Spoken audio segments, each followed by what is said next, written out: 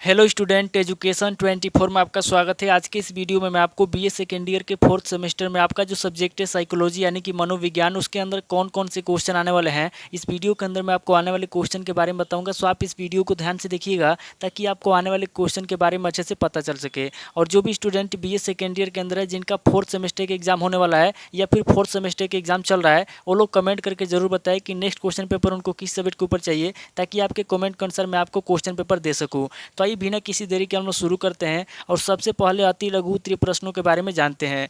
तो यहाँ पे अति लघु उत्तरीय प्रश्नों में पहले प्रश्न की बात की जाए तो यहाँ पे आपका पहला प्रश्न दिया हुआ है, उत्साह विषाद के रोगियों के लक्षण बताइए। पहला प्रश्न कह रहा है जो उत्साह विषाद के रोगी हैं, यहाँ पे आपको उत्साह विषाद के रोगियों के लक्षण बताना है। अब अगले क्वेश्चन की बात की जाए तो यहाँ पे आपका दूसरा क्वेश्चन दिया हुआ है, मनोविदलता के सामान्य लक्षण बताइए। दूसरा क्वेश्चन कह रहा है जो मनोविदलता है, यहाँ पे आपको मनोविदलता के सामान्य लक्षण बताना है। अब अगले क्वेश्चन की बात की जाए तो यहाँ पे आपका तीसरा क्वेश्चन दिया हुआ है, बाध्यता क्या है। तीसरा क्वेश्चन कह रहा है कि बाध्यता क्या है, यहाँ पे आपको बाध्यता के बारे में बताना है। अब अगली क्वेश्चन की बात की जाए तो यहाँ पे आपका चौथा क्वेश्चन दिया हुआ है, चिंता उन्माद के क्या कारण है। चौथा क्वेश्चन कह रहा है कि चिंता उन्माद के क्या कारण है, यहाँ पे आपको चिंता उन्माद के कारण बताना है। अब अगली क्वेश्चन की बात की जाए तो यहाँ पे आपका पांचवा क्वेश्चन दिया हुआ है, विशिष्ट दुर्भीति क्या है। पांचवा क्वेश्चन कह रहा है कि विशिष्ट दुर्भीति क्या है, यहाँ पे आपको विशिष्ट दुर्भीति के बारे में बताना है। अब अगली क्वेश्चन की बात की जाए तो यहाँ पे आपका छठा क्वेश्चन दिया हुआ है, फोबिया के प्रकार बताइए। छठा क्वेश्चन कह रहा है जो फोबिया है, फोबिया कितने प्रकार का होता है, यहाँ पे आपको फोबिया के प्रकार बताना है। अब अगले क्वेश्चन की बात की जाए तो यहाँ पे आपका सातवां क्वेश्चन दिया हुआ है, मनोविकृति को परिभाषित कीजिए। सातवां क्वेश्चन कह रहा है जो मनोविकृति है, यहाँ पे आपको मनोविकृति की परिभाषा लिखना है। अब अगले क्वेश्चन की बात की जाए तो यहाँ पे आपका आठवां क्वेश्चन दिया हुआ है, सामाजिक दुर्भीति के स्वरूप का वर्णन कीजिए। आठवां क्वेश्चन कह रहा है जो सामाजिक दुर्भीति है, यहाँ पे आपको सामाजिक दुर्भीति के स्वरूप का वर्णन करना है। अब अगले क्वेश्चन की बात की जाए तो यहाँ पे आपका नवा क्वेश्चन दिया हुआ है, मनोविच्छेदी स्मृति लोप क्या है। नवा क्वेश्चन कह रहा है कि मनोविच्छेदी स्मृति लोप क्या है, यहाँ पे आपको मनोविच्छेदी स्मृति लोप के बारे में बताना है। अब अगले क्वेश्चन की बात की जाए तो यहाँ पे आपका 10वां क्वेश्चन दिया हुआ है, काया रूप विकृतियों के लक्षण को सूचीबद्ध कीजिए। 10वां क्वेश्चन कह रहा है जो काया रूप विकृति है, उसके जो लक्षण हैं, यहाँ पे आपको काया रूप विकृति के लक्षण बताना है।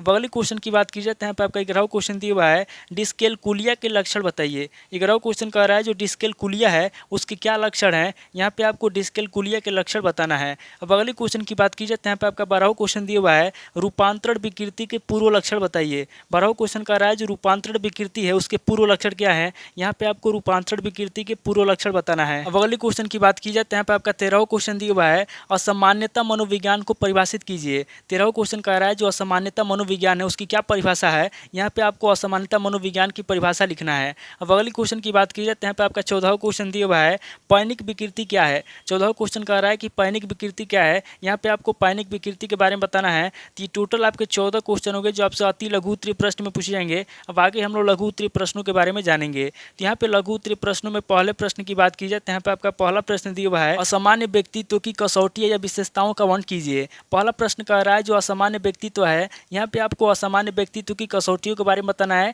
या फिर उसकी विशेषताओं का वर्णन करना है। अब अगले क्वेश्चन की बात की जाए तो यहाँ पे आपका दूसरा क्वेश्चन दिया हुआ है, सामान्य एवं असामान्य व्यवहार में अंतर स्पष्ट कीजिए। दूसरा क्वेश्चन कह रहा है जो सामान्य एवं असामान्य व्यवहार है, उसमें क्या अंतर है, यहाँ पे आपको सामान्य एवं असामान्य व्यवहार में अंतर स्पष्ट करना है। अब अगले क्वेश्चन की बात की जाए तो यहाँ पे आपका तीसरा क्वेश्चन दिया हुआ है, DSM-5 क्या है, इसका क्या महत्व है। तीसरा क्वेश्चन कह रहा है कि DSM-5 क्या है, यहाँ पे आपको सबसे पहले DSM-5 के बारे में बताना है, उसके बाद आगे आपको बताना है कि DSM-5 का क्या महत्व है। अब अगले क्वेश्चन की बात की जाए तो यहाँ पे आपका चौथा क्वेश्चन दिया हुआ है, मनोग्रस्ती बाध्यता विकृति का स्वरूप बताइए। चौथा क्वेश्चन कह रहा है जो मनोग्रस्ती बाध्यता है, उसकी जो विकृति है, उसके कौन कौन से स्वरूप हैं, यहाँ पे आपको मनोग्रस्ती बाध्यता विकृति का स्वरूप बताना है। अब अगले क्वेश्चन की बात की जाए तो यहाँ पे आपका पांचवा क्वेश्चन दिया हुआ है, दुर्भीति के प्रमुख प्रकार बताइए। पांचवा क्वेश्चन कह रहा है जो दुर्भीति है, उसके कौन कौन से प्रमुख प्रकार है, यहाँ पे आपको दुर्भीति के प्रमुख प्रकारों के बारे में बताना है। अब अगले क्वेश्चन की बात की जाए तो यहाँ पे आपका छठा क्वेश्चन दिया हुआ है, दर्द विकृति क्या है, इसके लक्षणों को बताइए। छठा क्वेश्चन कह रहा है कि दर्द विकृति क्या है, यहाँ पे आपको सबसे पहले दर्द विकृति के बारे में बताना है,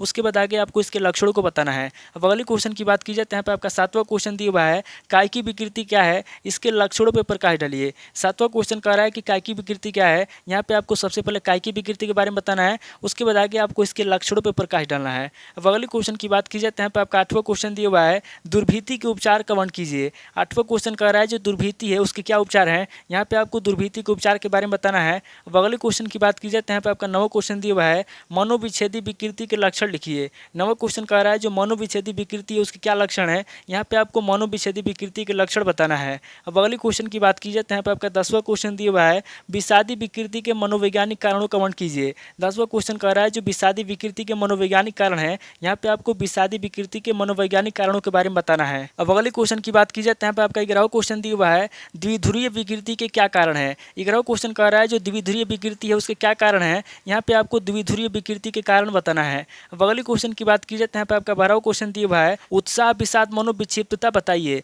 12वां क्वेश्चन कह रहा है कि उत्साह विषाद मनोविक्षिप्तता बताइए, यहाँ पे आपको उत्साह विषाद मनोविक्षिप्तता के बारे में बताना है। अब अगले क्वेश्चन की बात की जाए तो यहाँ पे आपका 13वां क्वेश्चन दिया हुआ है, तान प्रतिष्ठमयी विदलता को स्पष्ट कीजिए। 13वां क्वेश्चन कह रहा है जो तान प्रतिष्ठमयी विदलता है, यहाँ पे आपको तान प्रतिष्ठमयी विदलता के बारे में बताना है। अब अगले क्वेश्चन की बात की जाए तो यहाँ पे आपका 14वां क्वेश्चन दिया हुआ है, लर्निंग डिसेबिलिटी के लक्षण क्या है। 14वां क्वेश्चन कह रहा है जो लर्निंग डिसेबिलिटी है उसके क्या लक्षण है, यहाँ पे आपको लर्निंग डिसेबिलिटी के लक्षण बताना है। अब अगले क्वेश्चन की बात की जाए तो यहाँ पे आपका 15वां क्वेश्चन दिया हुआ है, मारिजुआना क्या है, इसके प्रभाव का वर्णन कीजिए। 15वां क्वेश्चन कह रहा है कि मारिजुआना क्या है, यहाँ पे आपको सबसे पहले मारिजुआना के बारे में बताना है, उसके बाद आगे आपको इसके प्रभाव का वर्णन करना है। अब अगले क्वेश्चन की बात की जाए तो यहाँ पे आपका 16वां क्वेश्चन दिया हुआ है, ऑटिज्म स्पेक्ट्रम डिसऑर्डर के कारण क्या है। 16वां क्वेश्चन कह रहा है जो ऑटिज्म स्पेक्ट्रम डिसऑर्डर है उसके क्या कारण है, यहाँ पे आपको ऑटिज्म स्पेक्ट्रम डिसऑर्डर के कारण बताना है। तो टोटल आपके 16 क्वेश्चन होंगे जो आपसे लघु उत्तरीय प्रश्न में पूछे जाएंगे। अब आगे हम लोग दीर्घ उत्तरीय प्रश्नों के बारे में जानेंगे। तो यहाँ पे दीर्घ उत्तरीय प्रश्नों में पहले प्रश्न की बात की जाए तो यहाँ पे आपका पहला प्रश्न दिया हुआ है,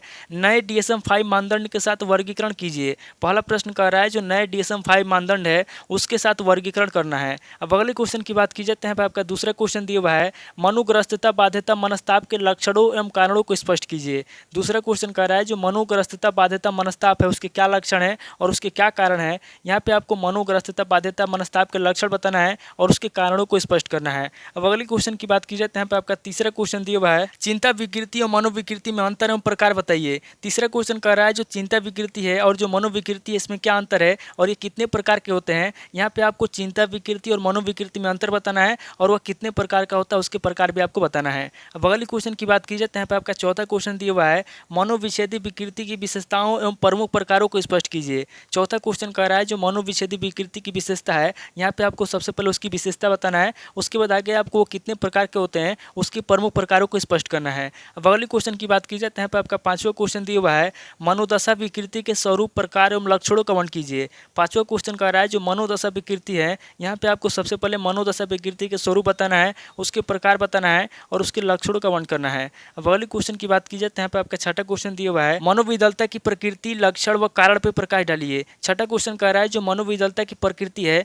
यहाँ पे आपको सबसे पहले मनोविदलता की प्रकृति के बारे में बताना है, उसके लक्षण के बारे में बताना है और उसके कारण पे प्रकाश डालना है। अब अगले क्वेश्चन की बात की जाए तो यहाँ पे आपका सातवां क्वेश्चन दिया हुआ है, डिस्कैलकुलिया क्या है, लक्षण कारण और उपचार का संक्षिप्त वर्णन कीजिए। सातवां क्वेश्चन कह रहा है कि डिस्कैलकुलिया क्या है, यहाँ पे आपको सबसे पहले डिस्कैलकुलिया के बारे में बताना है, उसके बाद आगे आपको डिस्कैलकुलिया के लक्षण बताना है, उसके कारण बताना है और उसके उपचार का संक्षिप्त में वर्णन करना है। अब अगले क्वेश्चन की बात की जाए तो यहाँ पे आपका आठवां क्वेश्चन दिया हुआ है, उत्तेजक संबंध विकृति की विवेचना कीजिए। आठवां क्वेश्चन कह रहा है जो उत्तेजक संबंध विकृति है, यहाँ पे आपको उत्तेजक संबंध विकृति की विवेचना करना है। अब अगले क्वेश्चन की बात की जाए तो यहाँ पे आपका नवा क्वेश्चन दिया हुआ है, अवधान अभाव या अति सक्रियता विकृति से आप क्या समझते हैं, इसके कारणों पर प्रकाश डालिए। नवा क्वेश्चन कह रहा है जो अवधान अभाव या अति सक्रियता विकृति है उससे आप क्या समझते हैं, यहाँ पे आपको सबसे पहले अवधान अभाव या अति सक्रियता विकृति के बारे में बताना है, उसके बाद आगे आपको इसके कारणों पर प्रकाश डालना है। तो टोटल आपके 9 क्वेश्चन हो गए जो आपसे दीर्घ उत्तरीय प्रश्न में पूछे जाएंगे। इस वीडियो के अंदर मैंने आपको अति लघु उत्तरीय प्रश्न, लघु उत्तरीय प्रश्न और दीर्घ उत्तरीय प्रश्न तीनों तरह के प्रश्नों के बारे में बता दिया। आप इन तीनों तरह के प्रश्नों को नोट कर लीजिए और किसी किताब से सीरीज से मिलाकर के याद कर लीजिए। तो दोस्तों आज इस वीडियो को मैं पे स्किप करता हूँ, मिलता हूँ आपसे नेक्स्ट वीडियो में। अगर आपको वीडियो अच्छा लगा तो वीडियो को लाइक कीजिए, शेयर कीजिए और कमेंट करके बताइए कि आपको नेक्स्ट वीडियो किस टॉपिक ऊपर चाहिए। थैंक यू दोस्तों।